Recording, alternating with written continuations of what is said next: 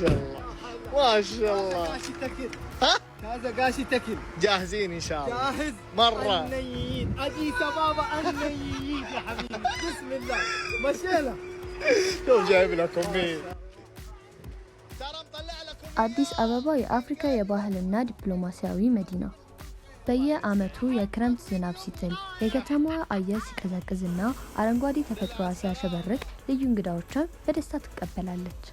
በተለይም ከቅርብ ዓመታት ውስጥ ከመካከለኛ ምስራቅ፣ ከሳውዲ አረቢያ፣ ከተባበሩት ኤሚሬትስ፣ ከኳታር፣ ከኩዌት የሚመጡ አረብ ጎብኚዎች ቁጥር በከፍተኛ ሁኔታ እየጨመረ መጥቷል።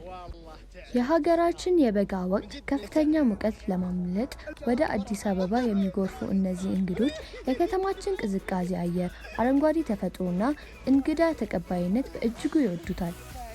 ነገር ግን የዘመኑ ክረምት ከወትሮ ይለያል። አብዛኞቹ የአረብ ጎብኚዎች የክረምቱ ወራት ካበቃ በኋላ ቢሆንም ወደ ሀገራቸው ለመመለስ አልቸኮሉም።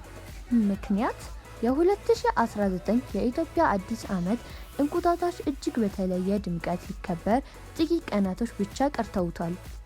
ለመሆኑ አረቦች የክረምት ወቅት በብዛት አዲስ አበባ ለማሳለፍ ለምን መረጡ? መልሱ ቀላል ነው። መካከለኛ ምስራቅ በበጋ ወቅት የሙቀት መጠኑ ከ45 እስከ 50 ዲግሪ ሴልሺየስ በላይ ይደርሳል። በዚህ ጊዜ አዲስ አበባ ደግሞ ለስላሳን ዝናቧ እየጣለች አየሯን ጽዱ እና ቀዝቃዛ ሆና እንግዶቿን ትቀበላለች።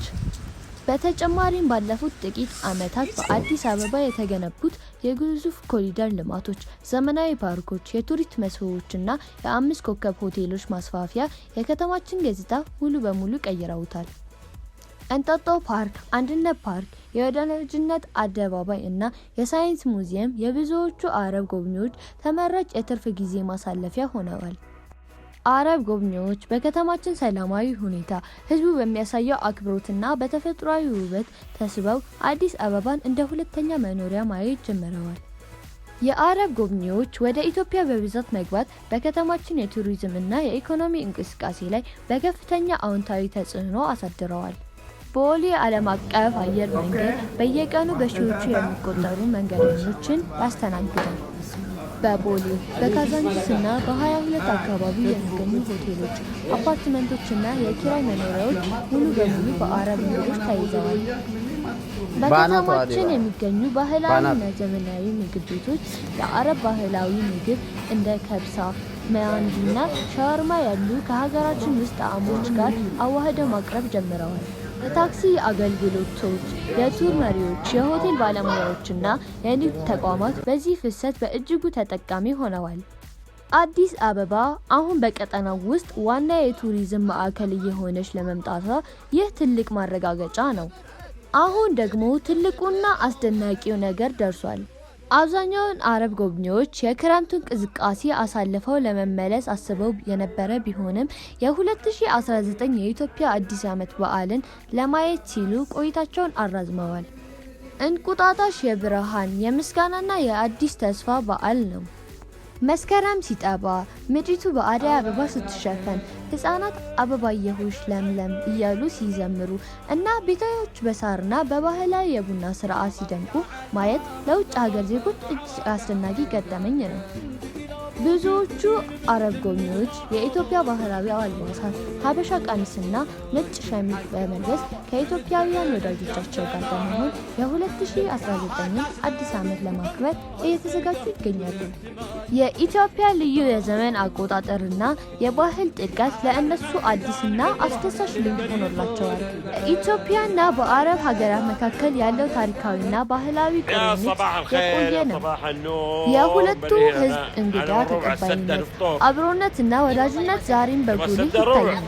አረብ ጎብኚዎች በአዲስ አበባ ጎዳናዎች ሲንሸራሸሩ የሚያዩት ፈገግታ፣ የሚሰሙት ትህትና ሰላምታ እና የሚቀርቡላቸው የሀበሻ ቡናዎች የማህበራዊ ህይወታቸውን አካል ሆኗል።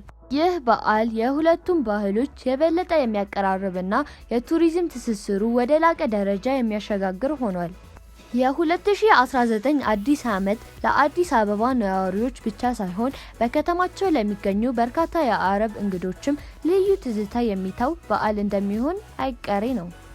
በኢትዮጵያና የአረብ ሀገራት መካከል ያለው ታሪካዊና ባህላዊ ቁርኝት የትናንትና ሳይሆን የዘመናዊ ታሪክ ያለው ነው። የሁለቱ ህዝቦች እንግዳ ተቀባይነት፣ አክብሮትና ወዳጅነት ዛሬ በአዲስ አበባ ጎዳናዎች ላይ በጉልህ ይታያል። አረብ ጎብኚዎች በአዲስ አበባ ጎዳናዎች ሲንሸራሸሩ የሚያዩት ፈገግታ፣ የሚሰሙት የትህትና ሰላምታና የቦታው ላይ የሚቀርቡላቸው የሀበሻ ቡናዎች የማህበራዊ ህይወታቸው አካል ሆኗል።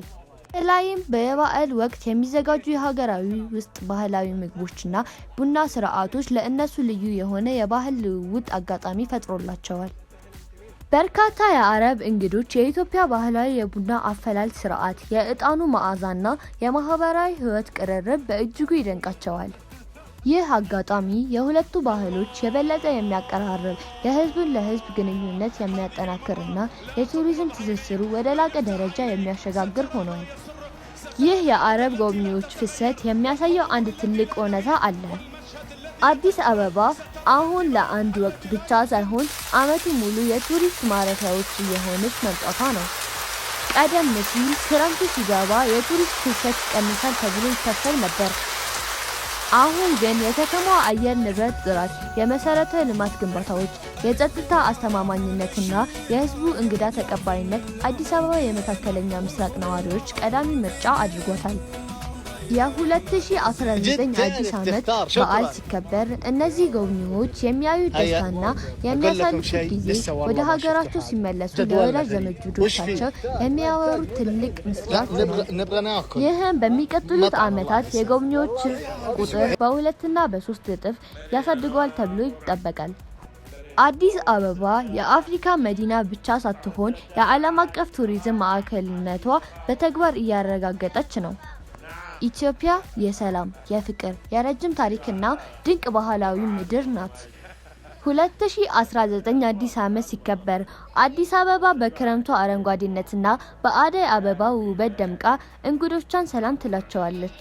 ለሀገራችን ህዝቦች እንዲሁም በአዲስ አበባ ለሚገኙ የውጭ ሀገር እንግዶችና የአረብ ወዳጆቻችን እንኳን ለ2019 አዲስ ዓመት በሰላም አደረሳችሁ። መልካም አዲስ ዓመት።